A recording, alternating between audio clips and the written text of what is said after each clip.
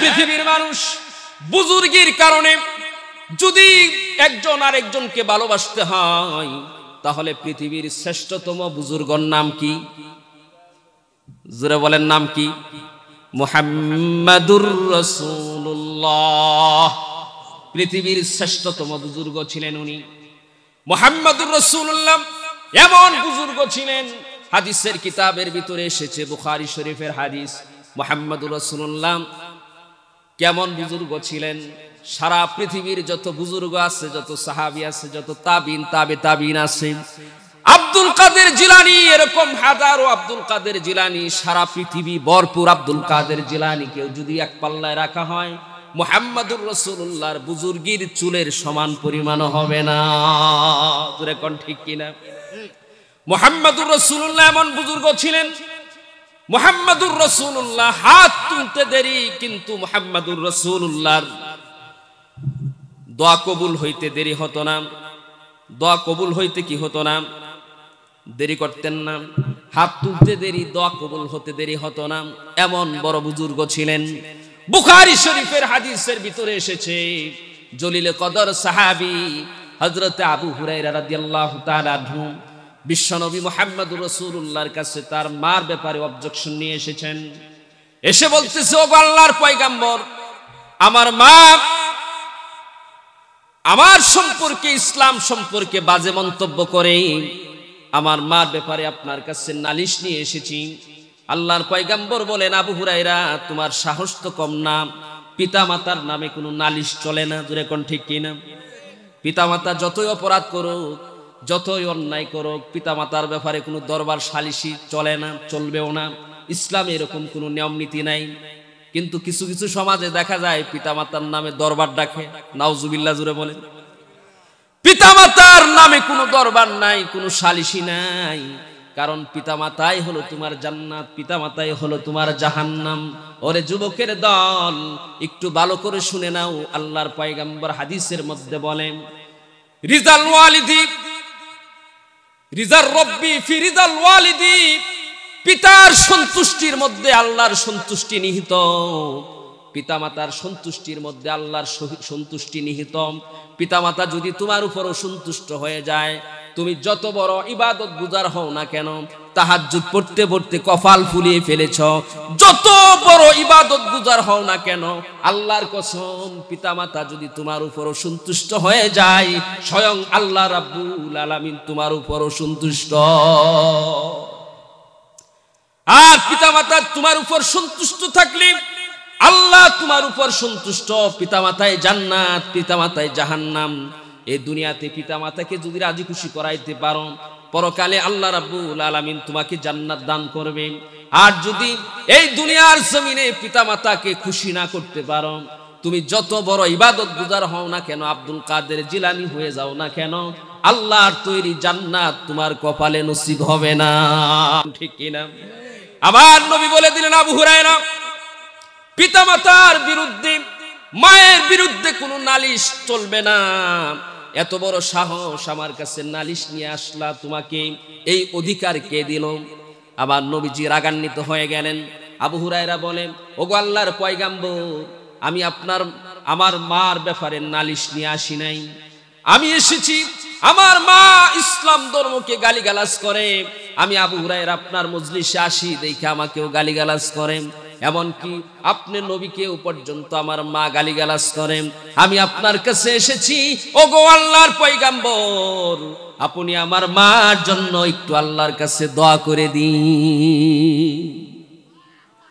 বুখারী শরীফের হাদিস খুলে দেখুন, আমার বিশ্ব নবী মুহাম্মদুর রাসূলুল্লাহ এমন সময় উপর দিকে হাত তুলে আবু হুরায়রার মার জন্য দোয়া করতেছেন, আল্লাহুম্মা হদি উম্মা আবি হুরায়রা, ওগো রব্বুল আলামিন, তুমি আবু হুরায়রার মাকে হেদায়েত নসিব করো। আমার নবী দোয়া করতেছেন, আর আবু হুরায়রা দৌড় মারছে।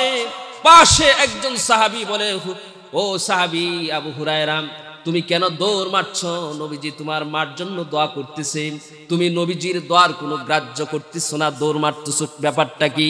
হযরত আবু হুরায়রা বলেন, ও সাহাবী, আমি আমার পয়গম্বর বিশ্ব নবীর দোয়াকে অগ্রাহ্য করে দৌড় দিচ্ছি না, বরং আমি দৌড় দিচ্ছি, আমি দেখতে চাই আমি আবু হুরায়রা দৌড় দিয়া আমি বাড়িতে আগে পৌঁছে যাই, নাকি আল্লাহর প্যারা হাবিব মুহাম্মাদুর রাসূলুল্লাহর দোয়া আমার আগে আগে বাড়িতে পৌঁছে যায়।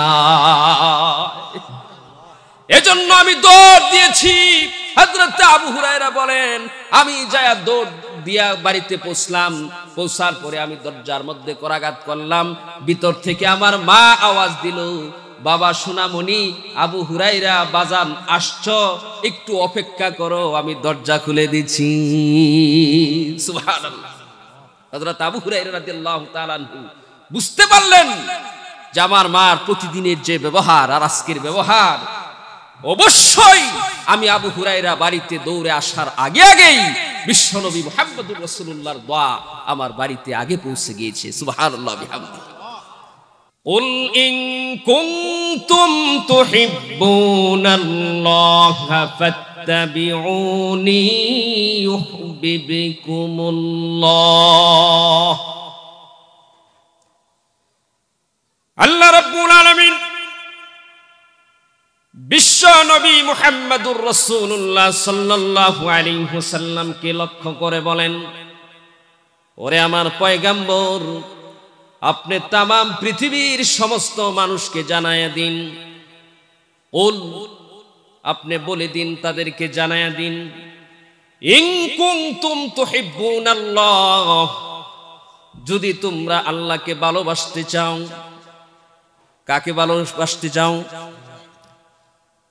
যদি তোমরা আল্লাহকে ভালোবাসতে চাও, ফাত্তাবিউনি, তাহলে দুনিয়ার কোন তন্ত্র মন্ত্রের অনুসরণ করলে আল্লাহর ভালোবাসা পাওয়া যাবে না। পাওয়া যাবে নাকি? দুনিয়ার কোন তন্ত্র মন্ত্রের অনুসরণ অনুকরণ করলে আমি আল্লাহর ভালোবাসা পাওয়া যাবে না। হাবিব জানায় দিন, ইন কুনতুম তুহিব্বুনাল্লাহ, তোমরা যদি আল্লাহকে ভালোবাসতে চাও, ফাত্তাবিউনি, তাহলে আমি পয়গম্বর মুহাম্মদুর রাসূলুল্লাহর জীবন আদর্শের অনুসরণ করো। আমি মুহাম্মদুর রাসূলুল্লাহর সুন্নতের অনুসরণ করো। আমি মুহাম্মদুর রাসূলুল্লাহর ইত্তেবা করো, অনুসরণ অনুকরণ করো, তাহলে আল্লাহকে ভালোবাসা হবে। সুবহানাল্লাহ বিহামদিহি। আমি মুহাম্মদুর রাসূলুল্লাহর জীবন আদর্শকে যদি তুমি ফলো করতে পারো, আমি মুহাম্মদুর রাসূলুল্লাহর চরিত্রে যদি চরিত্রবান হতে পারো, আমি মুহাম্মদুর রাসূলুল্লাহর আদর্শে যদি তুমি আদর্শিত হতে পারো, তোমার ব্যক্তিক জীবন থেকে শুরু করে আন্তর্জাতিক জীবন পর্যন্ত প্রত্যেকটা সেক্টরে সেক্টরে আমি নবীজির আদর্শ যদি অনুসরণ করতে পারো, অনুকরণ করতে পারো, তাহলেই আল্লাহকে মুহাব্বত করা হয়ে যাবে। তখন আল্লাহ তোমার উপর খুশি হয়ে আল্লাহ রাব্বুল আলামিন তোমাকে 2টা পুরস্কার দান করবে। সুবহানাল্লাহ বিহামদিহি, সুবহানাল্লাহিল আযীম। কয়টা পুরস্কার? 2টা পুরস্কার। 1 নাম্বার পুরস্কার হলো ইউহিব্বুকুমুল্লাহ, আল্লাহ রাব্বুল আলামিন তোমাকে মুহাব্বত করবেন, তোমাদেরকে ভালোবাসবেন। মুহাম্মদুর রাসূলুল্লাহর জীবন আদর্শকে যদি ফলো করো, মুহাম্মদুর রাসূলুল্লাহর সুন্নতের অনুসরণ অনুকরণ করে যদি চলো, তাহলে আল্লাহ তোমাদেরকে ভালোবাসবেন, তোমাদেরকে মুহাব্বত করবেন, এবং আল্লাহ তোমাদেরকে ভালোবেসে মুহাব্বত করে 2 নাম্বার পুরস্কার দিয়া দিবেন, ওয়া ইয়াগফির লাকুম যুনুবাকুম, আল্লাহ রাব্বুল আলামিন তোমাদের জিন্দেগীর तमाम গুনাহ খাতাগুলিকে maaf করে দিবে। সুবহানাল্লাহ। অনুসরণ করতে হবে কার? জোরে বলেন কার? নবীর। কার? নবীর অনুসরণ করলে কার অনুসরণ হবে? জোরে বলেন। নবীর অনুসরণ করলে কার অনুসরণ হবে? এই পৃথিবীতে আল্লাহর পরে আমাদের সবচেয়ে বড় অনুকরণীয় অনুসরণীয় ব্যক্তিত্ব হলো মুহাম্মাদুর রাসূলুল্লাহ। সকলে বলেন সাল্লাল্লাহু আলাইহি ওয়াসাল্লাম। মুহাম্মাদুর রাসূলুল্লাহর অনুসরণ অনুকরণ করতে হবে। মুহাম্মাদুর রাসূলুল্লাহর চরিত্রে চরিত্রবান হতে হবে। মুহাম্মাদুর রাসূলুল্লাহর আদর্শে আদর্শবান হতে হবে। মুহাম্মাদুর রাসূলুল্লাহর সুন্নতে সুন্নি হওয়া লাগবে। জোরে কোন ঠিক কিনা? তাহলেই আল্লাহর ভালোবাসা পাওয়া যাবে। এখন প্রশ্ন হয় যে হুজুর, মুহাম্মাদুর রাসূলুল্লাহর অনুসরণ অনুকরণ কেন করব? প্রশ্ন হয় কিনা বলেন ভাই? আমার কথা বুঝতেছেন আপনারা নাকি কষ্ট হচ্ছে? প্রশ্ন হয় যে মুহাম্মাদুর রাসূলুল্লাহর অনুসরণ কেন করব? প্রশ্ন হয় কিনা? এটার উত্তর হচ্ছে, মানুষ যে সমস্ত গুণাবলীর কারণে একজন আরেকজনকে সাধারণত অনুসরণ করে থাকে, আল্লাহ পাক ওই সমস্ত গুণাবলীকে মুহাম্মাদুর রাসূলুল্লাহর ভিতরে এত পরিমাণ দিয়েছেন, এত পরিমাণ দিয়েছেন যে আল্লাহ তাআলা আসমানের নিচে জমিনের উপরে এত গুণে গুণান্বিত অন্য কোন ব্যক্তিকে করেন নাই। জোরে কোন সুবহানাল্লাহ। তাহলে কেন অনুসরণ করব না? মানুষ একজন আরেকজনকে অনুসরণ করে, যদি লোকটা সুন্দর হয় মানুষ তার অনুসরণ করে। জোরে কোন ঠিক কিনা? সৌন্দর্যের সবাই পাগল। পৃথিবীর এমন কে আছে যে সৌন্দর্যের পাগল না? সবাই সৌন্দর্যকে ভালোবাসে। ফুল সুন্দর, ফুলকে কে ভালো না বাসে? সবাই ফুলকে ভালোবাসে। জোরে কোন ঠিক কিনা? কারণ ফুল দেখতে সুন্দর। এজন্য তো কয় বেদের মিয়া জোসনা আমায় পাগল করেছে। জোরে কোন ঠিক কিনা? বাদ্যার মেয়ে, কিন্তু তারা কি করছে? পাগল করছে। কিসের কারণে? তার রূপ, তার সৌন্দর্য তাকে পাগল করছে। জোরে কোন ঠিক কিনা? তো মানুষের রূপের পাগল, সৌন্দর্যের পাগল, একজন আরেকজনের অনুসরণ করে সৌন্দর্য দেখে, রূপ দেখে। হে পৃথিবীর মানুষ, সৌন্দর্যের কারণে যদি একজন আরেকজনকে ভালোবাসে, সৌন্দর্যের কারণে যদি একজন আরেকজনের অনুসরণ করে থাকে, তাহলে আল্লাহ পাক রব্বুল আলামিন এই আসমানের নিচে জমিনের উপরে সবচেয়ে বেশি সৌন্দর্য যাকে দান করেছেন তার নাম মুহাম্মাদুর রাসূলুল্লাহ সাল্লাল্লাহু আলাইহি ওয়াসাল্লাম। আমাদের নবীর মতো সৌন্দর্য পৃথিবীর কাউকে আল্লাহ পাক দান করে নাই। করেছে? করে। মুহতারাম হাজিরিন, আল্লাহ রাব্বুল আলামিন এই সৌন্দর্য বস্তুটাকে, সৌন্দর্য যে জিনিসটা আছে এই জিনিসটাকে আল্লাহ পাক রব্বুল আলামিন 100 ভাগে ভাগ করেছেন। 99 ভাগ সৌন্দর্য আল্লাহ পাক নিজের কাছে রেখে দিয়েছেন, আর 1 ভাগ সৌন্দর্যকে আবার 2 ভাগে ভাগ করেছেন। কয় ভাগে ভাগ করেছেন? গভীর মনোযোগের সাথে আমার কথাগুলি বোঝার চেষ্টা করি। আল্লাহ পাক সৌন্দর্য বস্তুটাকে 100 ভাগে ভাগ করে 99 ভাগ সৌন্দর্য আল্লাহ পাক নিজের কাছে রেখে দিয়েছেন, আর 1 ভাগ সৌন্দর্যকে আবার 2 ভাগে ভাগ করেছেন। 2 ভাগে ভাগ করে অর্ধেক সৌন্দর্য আল্লাহ রাব্বুল আলামিন আল্লাহর পয়গাম্বর ইউসুফ নবীকে আল্লাহ তাআলা দান করেছে।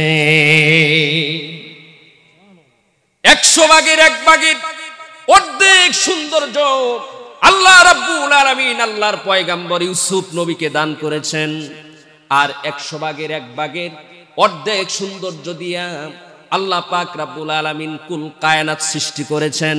এই আসমান বানিয়েছেন, জমিন বানিয়েছেন, পাহাড় পর্বত, কুল কায়নাতকে আল্লাহ পাক 100 ভাগের 1 ভাগের অর্ধেক সৌন্দর্য দিয়ে আল্লাহ পাক বানালেন। আর ওই 99 ভাগ সৌন্দর্য যে আল্লাহ পাক নিজের কাছে রেখে দিয়েছিলেন, ওই 99 ভাগ সৌন্দর্য আল্লাহ রাব্বুল আলামিন তিনার প্যারে হাবিব মুহাম্মাদুর রাসূলুল্লাহকে দান করেছে। সুবহানাল্লাহ। 100 ভাগের 1 ভাগের অর্ধেক সৌন্দর্য ইউসুফ নবীকে দেওয়া হয়েছে, আর 100 ভাগের 99 ভাগ সৌন্দর্য আল্লাহ রাব্বুল আলামিন বিশ্ব নবীকে দান করেছেন। কত সৌন্দর্যের অধিকারী ছিলেন তিনি। রে পৃথিবীর মানুষেরা, আম্মা জানা আয়েশা সিদ্দিকা রাদিয়াল্লাহু তাআলা আনহা বলেন, পৃথিবীর মানুষেরা তোমরা ভালো করে শুনো, হযরত ইউসুফ আলাইহিস সালাতু সালামের চেহারা দেখে মিশরের মহিলারা তারা আপেল কাটতে গিয়া নিজেদের হাত কেটে ফেলেছিল কিনা? কুরআন কারীমের মধ্যে আল্লাহ পাক রব্বুল আলামিন বলেন, ওয়াকাত্তা'না আইদিয়াহুন্না কুল্লা হাশা লিল্লাহ মা হাযা বাশারা ইন হাযা ইল্লা মালাকুন কারীম। জোরে কোন আল্লাহু আকবার। হযরত আয়েশা সিদ্দিকা রাদিয়াল্লাহু তাআলা আনহা বলেন, ও পৃথিবীর মানুষেরা ভালো করে শুনে নাও, মিশরের মহিলারা হযরত ইউসুফ নবীর চেহারা দেখি, ইউসুফ নবীর চেহারার প্রতি আকর্ষিত হইয়া তারা নিজেদের আপেল কাটতে গিয়া নিজেদের হাত কেটে ফেলেছে, তাদের কোনো খবর নাই। ওরে পৃথিবীর মানুষেরা, তোমরা ভালো করে শুনে রাখো, ওই দিন মিশরের মহিলারা ইউসুফ নবীর চেহারা না দেখে আমার প্যারে হাবিব, আমার প্রাণের স্বামী বিশ্ব নবী মুহাম্মদুর রাসূলুল্লাহর চেহারা যদি দেখতো, তাহলে মিশরের মহিলারা নিজেদের হাত নয়, তারা নবীজির চেহারা দেখে পাগল হইয়া নিজেদের কলিজাকে কেটে টুকরা টুকরা করে ফেলতো। সুবহানাল্লাহ বিহামদিহি। হযরত আয়েশা সিদ্দিকা রাদিয়াল্লাহু তাআলা আনহা বলেন, ও পৃথিবীর মানুষেরা, লানা শামসুন অলিল আফাকে শামসুন ও শামসি আফদালু শামসিস সামা ওয়া ইন্না শামসা তাতলু বাদাল ফজর ওয়া শামসি তাতলু বাদাল ইশা।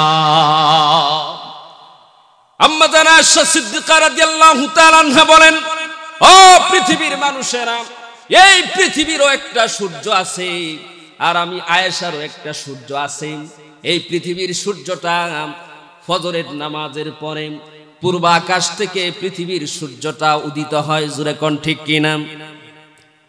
আমারও একটা সূর্য আছে, আমার সূর্যটা প্রতিদিন এশার নামাজের পরে উদিত হয়। আল্লাহর পয়গম্বর আমার প্রিয় স্বামী এশার নামাজের পরে আমার ঘরে যখন তাশরিফ নিয়ে আসে, তখন আমার ঘরটা সূর্যের চেয়েও আরো আলোকিত হয়ে যায়। জোরে কোন সুবহানাল্লাহ। আল্লাহ রাব্বুল আলামিন বিশ্ব নবীকে এত সৌন্দর্য দান করেছেন, পৃথিবীর অন্য কোনো মাখলুককে এত সৌন্দর্য দান করে নাই। কিন্তু বিশ্ব নবীর পুরা সৌন্দর্যটাকে আল্লাহ পাক দুনিয়াতে প্রকাশ করেন নাই, কারণ পুরা সৌন্দর্যকে যদি প্রকাশ করা হতো, হযরত আবু বকর নবীজির সোহবত নিতে পারতেন না, নবীজির সান্নিধ্য নিতে পারতেন না। হযরত ওমর নবীজির সান্নিধ্য নিতে পারতেন না, নবীজির কাছে আসতে পারতেন না। হযরত আলী, হযরত উসমান, হযরত বেলাল, হযরত খাব্বাব, সাহাবায়ে কেরাম নবীজির সান্নিধ্য নিতে পারতেন না, নবীজির কাছে আসতে পারতেন না। নবীজির সুন্দরের তাজাল্লিতে তারা জ্বলে পুড়ে সারকার হয়ে যেত।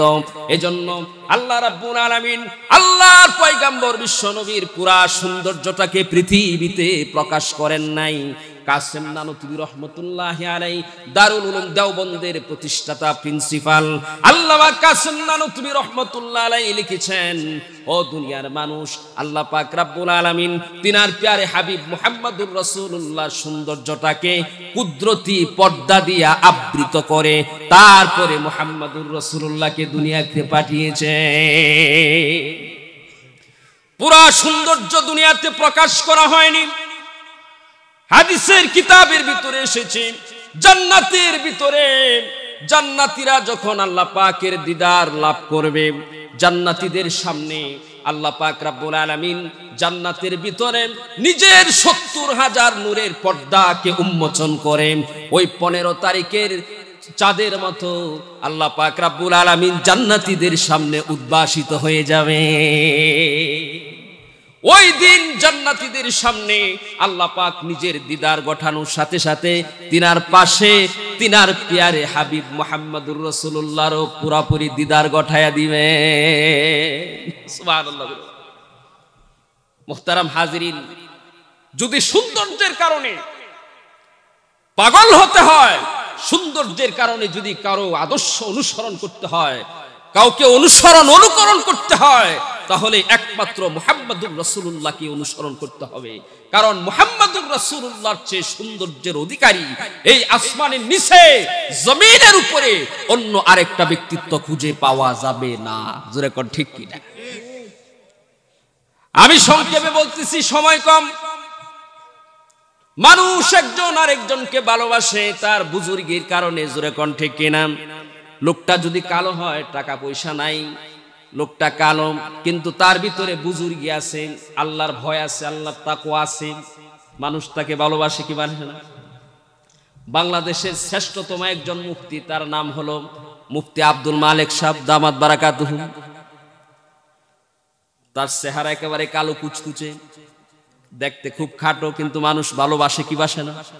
তার বুজুর্গির কারণে, তার ইলমের কারণে, তার জ্ঞান গরিমার কারণে মানুষটা কালো হলেও মানুষ তাকে ভালোবাসে, মানুষ তাকে অনুকরণ করে। জোরে কোন ঠিক কিনা?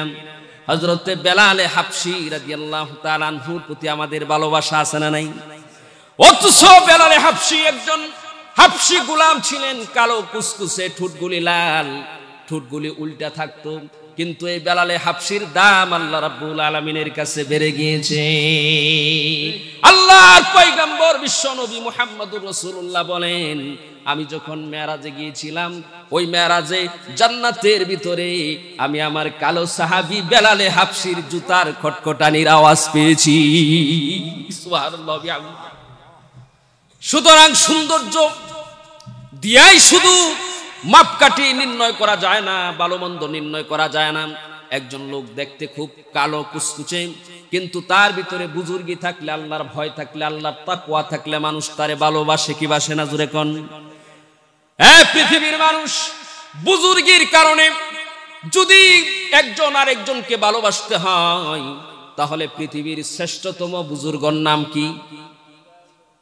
জোরে বলেন, নাম কি? মুহাম্মাদুর রাসূলুল্লাহ। পৃথিবীর শ্রেষ্ঠতম বুজুর্গ ছিলেন উনি, মুহাম্মাদুর রাসূলুল্লাহ।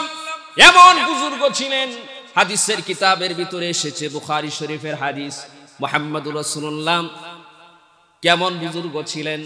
সারা পৃথিবীর যত বুজুর্গ আছে, যত সাহাবী আছে, যত তাবিন, তাবিন আছে, আব্দুল কাদের জিলানী, এরকম হাজারো আব্দুল কাদের জিলানী, সারা পৃথিবী ভরপুর আব্দুল কাদের জিলানী কেউ যদি এক পাল্লায় রাখা হয়, মুহাম্মাদুর রাসূলুল্লাহর বুজুর্গির চুলের সমান পরিমাণ হবে না।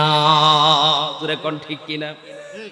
মুহাম্মাদুর রাসূলুল্লাহ এমন বুজুর্গ ছিলেন, মুহাম্মাদুর রাসূলুল্লাহ হাত তুলতে দেরি, কিন্তু মুহাম্মাদুর রাসূলুল্লাহর দোয়া কবুল হইতে দেরি হতো না। দোয়া কবুল হইতে কি হতো না? দেরি করতেন না। হাত তুলতে দেরি, দোয়া কবুল হতে দেরি হতো না। এমন বড় বুজুর্গ ছিলেন। বুখারী শরীফের হাদিসের ভিতরে এসেছে, জলিলে কদর সাহাবী হযরতে আবু হুরায়রা রাদিয়াল্লাহু তাআলা আনহু বিশ্বনবী মুহাম্মদুর রাসূলুল্লাহর কাছে তার মার ব্যাপারে অবজেকশন নিয়ে এসেছেন। এসে বলতেছে, ও আল্লাহর পয়গম্বর, আমার মা আমার সম্পর্কে, ইসলাম সম্পর্কে বাজে মন্তব্য করে, আমার মার ব্যাপারে আপনার কাছে নালিশ নিয়ে এসেছি। আল্লাহর পয়গম্বর বলেন, আবু হুরায়রা, তোমার সাহস তো কম না, পিতামাতার নামে কোনো নালিশ চলে না। জোরে কোন ঠিক কিনা? পিতামাতা যতই অপরাধ করুক, যতই অন্যায় করুক, পিতামাতার ব্যাপারে কোনো দরবার সালিশি চলে না, চলবেও না। ইসলামে এরকম কোনো নিয়ম নীতি নাই। কিন্তু কিছু কিছু সমাজে দেখা যায় পিতামাতার নামে দরবার ডাকে। নাউজুবিল্লাহ, জোরে বলেন। পিতামাতার নামে কোনো দরবার নাই, কোনো সালিশি নাই। কারণ পিতামাতাই হলো তোমার জান্নাত, পিতামাতাই হলো তোমার জাহান্নাম।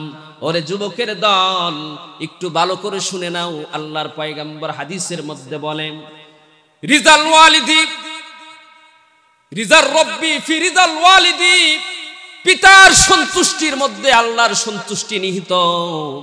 পিতামাতার সন্তুষ্টির মধ্যে আল্লাহর সন্তুষ্টি নিহিত। পিতামাতা যদি তোমার উপর অসন্তুষ্ট হয়ে যায়, তুমি যত বড় ইবাদত গুজার হও না কেন, তাহাজ্জুদ পড়তে পড়তে কপাল ফুলিয়ে ফেলেছ, যত বড় ইবাদত গুজার হও না কেন, আল্লাহর কসম পিতামাতা যদি তোমার উপর অসন্তুষ্ট হয়ে যায়, স্বয়ং আল্লাহ রাব্বুল আলামিন তোমার উপর অসন্তুষ্ট। আর পিতামাতা তোমার উপর সন্তুষ্ট থাকলে আল্লাহ তোমার উপর সন্তুষ্ট। পিতামাতায় জান্নাত, পিতামাতায় জাহান্নাম। এই দুনিয়াতে পিতামাতাকে যদি রাজি খুশি করাইতে পারো, পরকালে আল্লাহ রাব্বুল আলামিন তোমাকে জান্নাত দান করবেন। আর যদি এই দুনিয়ার জমিনে পিতামাতাকে খুশি না করতে পারো, তুমি যত বড় ইবাদত গুজার হও না কেন, আব্দুল কাদের জিলানী হয়ে যাও না কেন, আল্লাহর তৈরি জান্নাত তোমার কপালে নসিব হবে না। ঠিক কিনা? আবার নবী বলে দিলেন, আবু হুরায়রা, পিতামাতার বিরুদ্ধে, মায়ের বিরুদ্ধে কোনো নালিশ চলবে না। এত বড় সাহস আমার কাছে নালিশ নিয়ে আসলা, তোমাকে এই অধিকার কে দিল? আবার নবীজি রাগান্বিত হয়ে গেলেন। আবু হুরায়রা বলেন, ওগো আল্লাহর পয়গাম্বর, আমি আমার মার ব্যাপারে নালিশ নিয়ে আসি নাই। আমি এসেছি, আমার মা ইসলাম ধর্মকে গালিগালাজ করে। আমি আবু হুরায়রা আপনার মজলিসে আসি, দেখে আমাকেও গালিগালাজ করেন। এমনকি আপনি নবীকেও পর্যন্ত আমার মা গালিগালাজ করেন। আমি আপনার কাছে এসেছি, ওগো আল্লাহর পয়গাম্বর, আপনি আমার মার জন্য একটু আল্লাহর কাছে দোয়া করে দিন। বুখারী শরীফের হাদিস খুলে দেখুন, আমার বিশ্ব নবী মুহাম্মদুর রাসূলুল্লাহ এমন সময় উপর দিকে হাত তুলে আবু হুরায়রার মার জন্য দোয়া করতেছেন, আল্লাহুম্মা হদি উম্মা আবি হুরায়রা, ওগো রব্বুল আলামিন, তুমি আবু হুরায়রার মাকে হেদায়েত নসিব করো। আমার নবী দোয়া করতেছেন, আর আবু হুরায়রা দৌড় মারছে। পাশে একজন সাহাবী বলে, ও সাহাবী আবু হুরায়রা, তুমি কেন দৌড় মারছো? নবীজি তোমার মার জন্য দোয়া করতেছে, তুমি নবীজির দোয়ার কোনো গ্রাহ্য করতেছো না, দৌড় মারতেছো, ব্যাপারটা কি? হযরত আবু হুরায়রা বলেন, ও সাহাবী, আমি আমার পয়গম্বর বিশ্ব নবীর দোয়াকে অগ্রাহ্য করে দৌড় দিচ্ছি না, বরং আমি দৌড় দিচ্ছি, আমি দেখতে চাই আমি আবু হুরায়রা দৌড় দিয়া আমি বাড়িতে আগে পৌঁছে যাই, নাকি আল্লাহর প্যারা হাবিব মুহাম্মদুর রাসূলুল্লাহর দোয়া আমার আগে আগে বাড়িতে পৌঁছে যায়। এজন্য আমি দৌড় দিয়েছি। হযরত আবু হুরায়রা বলেন, আমি যায়া দৌড় দিয়া বাড়িতে পৌঁছলাম। পৌঁছার পরে আমি দরজার মধ্যে করাঘাত করলাম। ভিতর থেকে আমার মা আওয়াজ দিল, বাবা সোনামণি, আবু হুরায়রা বাজান আসছো, একটু অপেক্ষা করো, আমি দরজা খুলে দিচ্ছি। সুবহানাল্লাহ। হযরত আবু হুরায়রা রাদিয়াল্লাহু তাআলা আনহু বুঝতে পারলেন যে আমার মার প্রতিদিনের যে ব্যবহার আর আজকের ব্যবহার, অবশ্যই আমি আবু হুরায়রা বাড়িতে দৌড়ে আসার আগে আগেই বিশ্বনবী মুহাম্মদুর রাসূলুল্লাহর দোয়া আমার বাড়িতে আগে পৌঁছে গিয়েছে। সুবহানাল্লাহ বিহামদিহি। কেমন নবী, কেমন বুজুর্গ, আল্লাহ পাক কেমন বুজুর্গি দুনিয়ার জমিনে অন্য কাউকে দান করে নাই। এই আসমানের নিচে, এক কথায় আসমানের নিচে, জমিনের উপরে, আল্লাহর পরে সমস্ত মাখলুকাতের উপরে মাঝখানের যে মর্যাদাটা, বুজুর্গিটা, আল্লাহ পাক রব্বুল আলামিন ওই মর্যাদাটাকে বিশ্বনবী মুহাম্মদুর রাসূলুল্লাহকে দান করেছে। সমস্ত মাখলুকাতের উপরের মর্যাদা, সমস্ত মাখলুকাতের উপরের মর্যাদা এবং খালেকের নিচের মর্যাদা। বলেন তো, আমাদের নবীজির মর্যাদাটার একটা মাপকাঠি আছে না নাই? এখানে তিনটা জিনিস আছে, একটা হলো ঈমান, আর একটা কুফর, আর একটা হচ্ছে কি?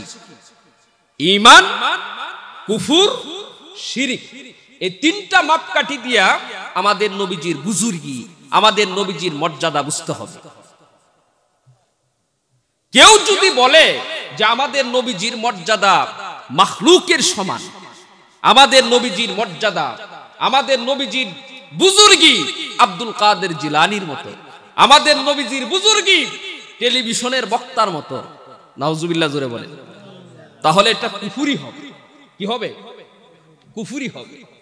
আবার যদি কেউ নবীজির মর্যাদা বাড়াইতে বাড়াইতে বাড়াইতে বাড়াইতে বাড়াইতে বাড়াইতে আল্লাহর সমকক্ষ সাব্যস্ত করে দেয়, তাহলে এটা শিরিক হবে। কি হবে? শিরিক হবে। আমাদের নবীজির মর্যাদা সমস্ত মাখলুকাতের উপরে এবং খালেকের নিচে, এটাই হচ্ছে ঈমান। এটাই হচ্ছে কি? ঈমান। তো ঈমান, কুফর, শিরিক, এই তিনটা মাপকাঠি দিয়া আমাদের নবীজির মর্যাদা বোঝা লাগে। এখন বলেন তো, আমাদের নবীজির মর্যাদা কত বেশি, কত বেশি! উঠতে উঠতে উঠতে উঠতে উঠতে একবার আল্লাহর সমান না আল্লাহর নিচে? সমস্ত মাখলুকাতের উপর। নবীজির বুজুর্গি, নবীজির সৌন্দর্য, নবীজির কামালিয়ত সম্পর্কে কি আলোচনা করব বলেন তো?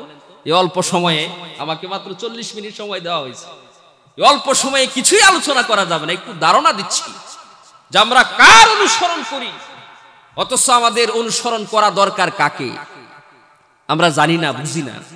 জোরে কোন ঠিক কিনা? আন্দাগুন্দা চলতেছি যেমনি ইচ্ছা এমনি, অথচ কার অনুসরণ আমি করব, আমার অনুসরণীয় ব্যক্তিত্ব কে, এটা সম্পর্কে আমার কিছু ধারণা অর্জন করার দরকার আছে না? ভাই দুস্থ বুজুর্গ, আল্লাহ করে আমার সবচেয়ে অনুসরণীয় ব্যক্তিত্ব হলো মুহাম্মাদুর রাসূলুল্লাহ সাল্লাল্লাহু আলাইহি ওয়াসাল্লাম। কারণ উনার নামই হলো মুহাম্মদ। মুহাম্মদ মানে হলো প্রশংসিত, উনার সবকিছুই প্রশংসিত। উনাকে আপনি অনুসরণ করতে পারেন, সমস্যা নাই। উনার কোনো কিছুর মধ্যে খুঁত নাই, ভুল নাই। জোরে কোন ঠিক কিনা? নামই মুহাম্মদ। মুহাম্মদ মানে প্রশংসিত। উনার মাথাটাও প্রশংসিত, উনার ইলম প্রশংসিত, উনার নাকটাও মুহাম্মদ প্রশংসিত, উনার দাঁতগুলিও মুহাম্মদ প্রশংসিত, উনার কপালটাও মুহাম্মদ প্রশংসিত, উনার হাত মুহাম্মদ প্রশংসিত, উনার পা মুবারক মুহাম্মদ প্রশংসিত, উনার সবকিছু প্রশংসিত। এজন্য আল্লাহ পাক নামও দিয়ে দিয়েছে মুহাম্মদ প্রশংসিত। সুবহানাল্লাহ। উনাকে অনুসরণ করবেন, প্রত্যেকটা সেক্টরে উনাকে অনুসরণ করবেন। নবীজির জীবন আদর্শগুলি, নবীজির জীবনগুলো অধ্যয়ন করবেন। হে যুবকেরা, আজকে তোমরা কোন দিকে চলে যাচ্ছ? নবীজির জীবন আদর্শগুলি পড়ো, নবীজির জীবনী নিয়ে অধ্যয়ন করো। নবীজি কিভাবে চলতেন, নবীজি কিভাবে চুল কাটতেন, নবীজি কোন তরিকা, কিভাবে পোশাক পরিচ্ছদ নবীজির কেমন ছিল, প্রত্যেকটা বিষয়ে নবীজির আদর্শ আছে না নাই? আছে না নাই? ঘুম থেকে জাগ্রত হওয়ার পর থেকে আবার ঘুমানো পর্যন্ত যত কাজ আছে, সমস্ত কাজের মধ্যে নবীজির সুন্নত আছে না নাই? এগুলি আমরা অধ্যয়ন করি আর আমল করার চেষ্টা করি। আমার জিন্দেগিটাকে নবীজির সুন্নতের রঙে রঙিন বানায় নেই, আল্লাহ পাক খুশি হয়ে যাবেন। সকলে বলেন আমিন। বুজুর্গির কারণে যদি কাউকে মুহাব্বত করতে হয়, কাউকে অনুসরণ করতে হবে কাকে? মুহাম্মাদুর রাসূলুল্লাহ সাল্লাল্লাহু আলাইহি ওয়াসাল্লামকে। কারণ তিনার মতো বুজুর্গ এই আসমানের নিচে, জমিনের উপরে অন্য আরেকটা কেউ দেখাইতে পারবে না। দেখেন কেমন বুজুর্গ! গোটা কুরআন শরীফটাকে আল্লাহ তাআলা বিশ্বনবী মুহাম্মাদুর রাসূলুল্লাহর জীবন আদর্শ দিয়ে সাজাইছেন। কুরআন শরীফ এটা কোনো মাখলুক নয়। কুরআন শরীফ হলো আল্লাহ পাকের জাতি একটা কালাম, আল্লাহ পাকের জবান থেকে নিঃসৃত ভাষা, এটার নাম হচ্ছে কুরআন। জোরে কোন ঠিক কিনা? এই যে আমি আপনাদের সামনে কথা বলতেছি, এই কথাগুলিকে যদি কিতাব আকারে বের করা হয়, এগুলি যেমন, তা আল্লাহ পাকের জবান থেকে যে কথাগুলি বের করা হয়েছে ওইগুলি পুস্তক আকারে, এটার নাম হচ্ছে কুরআন শরীফ। আল্লাহর জাতি, আল্লাহর সত্তাগত কালাম, এটা হচ্ছে কুরআন শরীফ। এজন্য কুরআন শরীফকে কালামুল্লাহ বলা হয়, পৃথিবীর অন্য কোন কিতাবকে কালামুল্লাহ বলা হয় না। সুবহানাল্লাহ বিহামদিহি। হযরত মুসা আলাইহিস সালাতুস সালামের উপর নাযিলকৃত কিতাব তাওরাত কিতাবকে কিতাবুল্লাহ বলা হয়, কালামুল্লাহ বলা হয় না। হযরত দাউদ আলাইহিস সালাতুস সালামের উপর নাযিলকৃত কিতাব জাবুরকে কিতাবুল্লাহ বলা হয়, কালামুল্লাহ বলা হয় না। হযরত ঈসা পয়গম্বর, উনার উপর নাযিলকৃত কিতাব ইনজিল শরীফকে কিতাবুল্লাহ বলা হয়, কালামুল্লাহ বলা হয় না। আসমানি যত সহিফা আছে 103 কানা কুরআন বাদ দিয়া সমস্ত সহিফাগুলিকে কিতাবুল্লাহ বলা হয়। সহিফায়ে আদম কিতাবুল্লাহ, সহিফায়ে ইব্রাহিম কিতাবুল্লাহ, কালামুল্লাহ নয়। সহিফায়ে হারুন কিতাবুল্লাহ, কালামুল্লাহ নয়। এমনি ভাবে সমস্ত নবীদের উপর যে সহিফাগুলি দেওয়া হয়েছিল প্রত্যেকটা সহিফাকে কিতাবুল্লাহ বলা হয়, একটা কেউ কালামুল্লাহ বলা হয় না। কিন্তু পৃথিবীর জমিনে এমন একটা কিতাব আছে যেটা কিতাবুল্লাহ হওয়ার সাথে সাথে কালামুল্লাহ, ওই কিতাবটার নাম হলো পবিত্র কোরআন। এজন্যই তো কোরআন শরীফ কালামুল্লাহ। এজন্য কোন ব্যক্তি যদি কোরআন শরীফ তেলাওয়াত করে তাহলে সে কেমন জানি আল্লাহ রাব্বুল আলামিনের সাথে কালাম শুরু করে দেয়, আল্লাহর সাথে সে কেমন জানি কথা বলা শুরু করে। সুবহানাল্লাহি বিহামদিহি, সুবহানাল্লাহি বিহামদিহি। কত সৌভাগ্যের কথা! কোরআন তেলাওয়াত করা মানে আল্লাহর সাথে কথা বলা। আমি যদি মোবাইলে প্রধানমন্ত্রীর সাথে 5 মিনিট প্রণালাপ করতে পারি, নিজেকে কত সৌভাগ্যশীল মনে করি। এই বেটা আমারে সিনস, আমি প্রধানমন্ত্রীর সাথে কথা বলেছি। যেরকম ঠিক কিনা? রাষ্ট্রপতির সাথে যদি আমি কিছুক্ষণ কথা বলতে পারি, নিজেকে সৌভাগ্যশীল মনে করি, নিজে গর্ববোধ মনে করি। অথচ কোরআনে কারীম তেলাওয়াত করলে যে সমস্ত প্রধানমন্ত্রীদের প্রধানমন্ত্রী, সমস্ত রাষ্ট্রপতিদের রাষ্ট্রপতি, আল্লাহ রাব্বুল আলামিনের সাথে আমার কথাবার্তা শুরু হয়ে যায়, এই বিষয়টা আমি গুরুত্ব দেই না। এই কোরআন তেলাওয়াত কইরা আমি নিজেকে সৌভাগ্যশীল মনে করতে পারি না। জোরে কোন ঠিক কিনা? আমার ছেলেরে যদি বিরাট বড় ইঞ্জিনিয়ার বানাইতে পারি, ডাক্তার বানাইতে পারি, প্রফেসর বানাইতে পারি, বিরাট বড় দার্শনিক বানাইতে পারি, নিজেরে খুব গর্ববোধ মনে করি। আমি দার্শনিকের বাবা, আমি প্রফেসরের বাবা, আমি অমুক বৈজ্ঞানিকের বাবা, অমুক মাস্টারের বাবা। কিন্তু আমার ছেলে হাফিজুল কোরআন, আমার ছেলে আলেম, বড় আলেম হয়েছে, আমার ছেলে মাদ্রাসায় লেখাপড়া করে, নিজেরে তেমন সৌভাগ্যশীল মনে করতে পারি না। কি করে মাদ্রাসায় হলে এটা বলার সময়ও সংকুচ বোধ মনে করে। জোরে কোন ঠিক কিনা? আর যারা একবারে ব্যাককল ডাইন বাম কিছু বুঝে না, এটারে মাদ্রাসায় ভাড়া। জোরে কোন ঠিক কিনা? আর যারা ব্রেন মেধা শক্তি ভালো, ওইগুলির বাচ্চা স্কুলে ভাড়াইতেছে, কলেজে ভাড়াইতেছে। বন্ধুরা আমার, আমি এদিকে যাচ্ছি না, সময় সংকীর্ণ।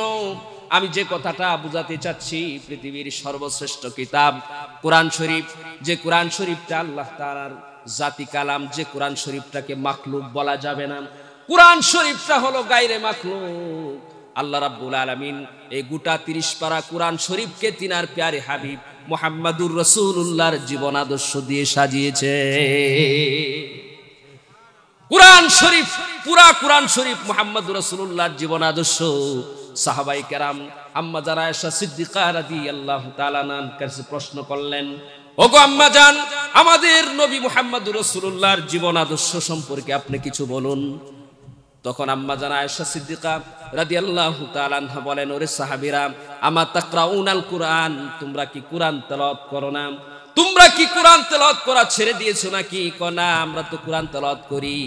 কানা খুলুকুল কোরআন, এই গোটা 30 পারা কোরআন শরীফ সূরাতুল ফাতিহা থেকে নিয়ে সূরাতুন নাস পর্যন্ত এই গোটা কোরআন শরীফটাই হলো তোমাদের নবীজির জীবন আদর্শ। সুবহানাল্লাহ বিহামদিহি।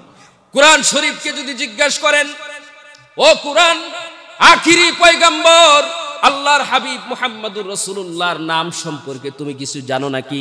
কোরআন শরীফ স্পষ্ট জবাব দিয়া দিবে, মা কানা আবা আহাদিম মির রিজালিকুম ওয়ালাকির রাসূলুল্লাহি ওয়া খাতামান নাবিয়্যিন। জোরে কোন আল্লাহু আকবার। কে যদি জিজ্ঞাসা করেন, ও কোরআন, মুহাম্মাদুর রাসূলুল্লাহ কোন শহরে জন্মগ্রহণ করেছে তুমি জানো নাকি? কোরআন শরীফ স্পষ্টভাবে জবাব দিয়া দিবে, ওয়াত্তিনি ওয়াসসাইতুনি ওয়া তুরি সিনিনা ওয়া হাযাল বালাদিল আমিন। জোরে কোন আল্লাহু আকবার। কোরআন শরীফকে যদি জিজ্ঞাসা করেন, ও কোরআন, মুহাম্মাদুর রাসূলুল্লাহ উনার জন্মভূমি ছেড়ে কোন দেশে হিজরত করেছিল তুমি বলতে পারো নাকি? কোরআন শরীফ স্পষ্ট জবাব দিয়া দিবে, লা উকসিমু বিহাযাল বালাদি ওয়া আনতা হিল্লুম বিহাযাল বালাদ। জোরে কোন আল্লাহু আকবার। কোরআন শরীফকে যদি জিজ্ঞাসা করেন, ও কোরআন, মুহাম্মাদুর রাসূলুল্লাহর হাত কেমন ছিল, কোরআন শরীফ স্পষ্ট জবাব দিয়ে দেয়, ইয়াদুল্লাহি ফাওকা আইদিহিম। কোরআন শরীফকে যদি জিজ্ঞাসা করেন, ও কোরআন, মুহাম্মাদুর রাসূলুল্লাহর জবান কেমন ছিল, কোরআন শরীফ স্পষ্ট জবাব দিয়ে দেয়, লা তুহাররিক বিহি লিসানাকা লিতাজালা বিহি ইন্না জামাআহু আলাইনা ওয়া কুরআনা আসরানাই। এভাবে গোটা কোরআন শরীফকে যদি আপনি মুহাম্মাদুর রাসূলুল্লাহর পুরা জীবন আদর্শ সম্পর্কে জিজ্ঞাসা করেন, একে একে গোটা কোরআন শরীফ মুহাম্মাদুর রাসূলুল্লাহর পুরা জিন্দেগীর সব কিছুর খবর দিয়ে দিবে। আল্লাহ রাব্বুল আলামিন এই গোটা কোরআন শরীফটাকে মুহাম্মদ রাসূলুল্লাহর জীবন আদর্শ দিয়ে সাজাইছেন। সংক্ষেপে বোঝানোর চেষ্টা করতেছি, আমার সময় কম। এই সমস্ত আলোচনা করলে ঘন্টার ঘন্টা আলোচনা করা লাগে। জোরে কোন ঠিক কিনা? এই 40-45 মিনিটে এইগুলি আলোচনা করা যায় না। বন্ধুরা আমার, 29টা হরফ, আরবি হরফ হলো 29টা। এই আরবি হরফের 29টা হরফ, প্রত্যেকটা হরফ দিয়া আল্লাহ পাক রব্বুল আলামিন তিনার হাবিবের নাম, কোন হরফ দিয়া নামের দিকে ইঙ্গিত করেছেন, আর কোন হরফ দিয়া উনি বিশ্ব নবীর সিফাতের দিকে ইঙ্গিত করেছেন। 29টা হরফের প্রথম হরফটা হলো আলিফ। আলিফ দিয়া আল্লাহ রাব্বুল আলামিন বিশ্ব নবীজির নাম আহমদের দিকে ইঙ্গিত করেছেন। বা দিয়া বিশ্ব নবীর সিফত বাশিরের দিকে ইঙ্গিত করেছেন। তা দিয়া বিশ্ব নবীর আরেকটা গুণ তাকির দিকে ইঙ্গিত করেছেন। সা দিয়া বিশ্ব নবীর আরেকটা গুণ সাবেত আলাল হকের দিকে ইঙ্গিত করেছেন। জিম দিয়া বিশ্ব নবীর একটা সিফত হলো জামিলের দিকে ইঙ্গিত করেছেন। আবার হা দিয়া হামেদের দিকে ইঙ্গিত করেছেন। খ দিয়া বিশ্ব নবীর একটা সিফত খাতামুন নাবিয়িন, এই খাতামুন নাবিয়িন সিফতের দিকে ইঙ্গিত করেছেন। দাল দিয়া বিশ্ব নবীর একটা সিফত দাইয়ান ইলাল্লাহর দিকে ইঙ্গিত করেছেন। জাল দিয়া বিশ্ব নবীর জাইরুল জান্নাতের দিকে ইঙ্গিত করেছেন। জা দিয়া বিশ্ব নবী মুহাম্মদুর রাসূলুল্লাহর জাকি সিফতের দিকে ইঙ্গিত করেছেন। সিন দিয়া সাইয়্যিদুল মুরসালিনের দিকে ইঙ্গিত করেছেন। শিন দিয়া বিশ্ব নবীর একটা সিফত শাফিউল মুজরিমিনের দিকে ইঙ্গিত করেছেন। সদ দিয়া বিশ্ব নবীর একটা সিফত সফিউল্লাহর দিকে ইঙ্গিত করেছেন। দদ দিয়া জামিনুল উম্মার দিকে ইঙ্গিত করেছেন। কফ দিয়া কারিউল কুরআনের দিকে ইঙ্গিত করেছেন। মাঝখানে কিছু রেখে যাচ্ছি, ওয়াও দিয়া ওয়াকিল সিফতের দিকে ইঙ্গিত করেছেন। আবার নুন দিয়া নাবিয়ুল্লাহ সিফতের দিকে ইঙ্গিত করেছেন। ইয়া দিয়া ইয়াসিন মুহাম্মাদুর রাসূলুল্লাহর এই সিফতের দিকে আল্লাহ পাক ইঙ্গিত করেছে। সুবহানাল্লাহি বিহামদিহি সুবহানাল্লাহিল আযীম। এই 29টা অক্ষর গোটা কোরআন শরীফের মধ্যে ছড়ায় ছিটায় আছে। জোরে কোন ঠিক কিনা?